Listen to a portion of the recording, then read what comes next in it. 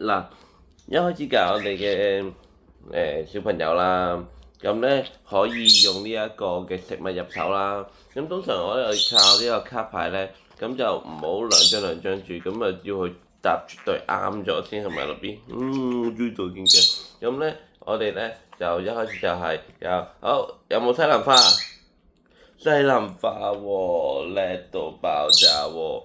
咁起碼佢知道單一嘅牌係呢一個西蘭花啦，咁先可以做兩張牌嘅比較，係啦。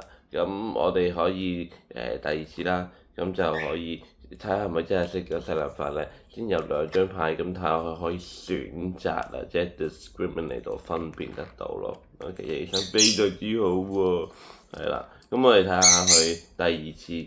係啦，咁如果佢真係學識咗西蘭花咧，佢就識得分別呢張係呢張唔係咁樣樣嘅，係啦，咁佢哋嘅智慧度好高啦，係啦，咁我哋睇下啦。好，我要西蘭花，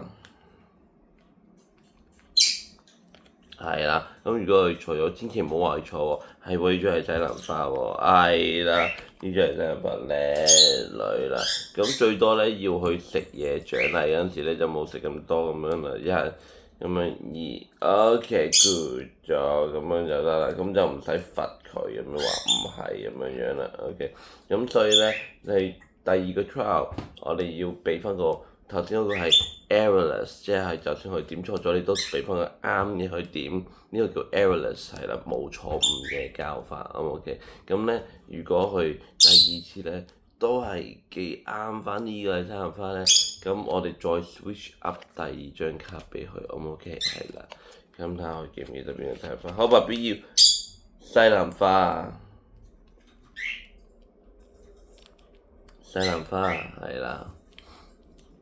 啱喎，叻喎，非常之好。如果你第三次終於答啱翻咧，就再勁啲嘅獎賞，OK。咁俾佢知道係喎，呢個係啱嘅答案啦，係啦。咁所以咧教小朋友即係就唔係一定要去好似好 strict 好嚴格嘅嘢，一定要啱。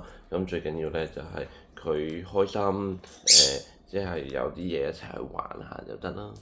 1、2、3。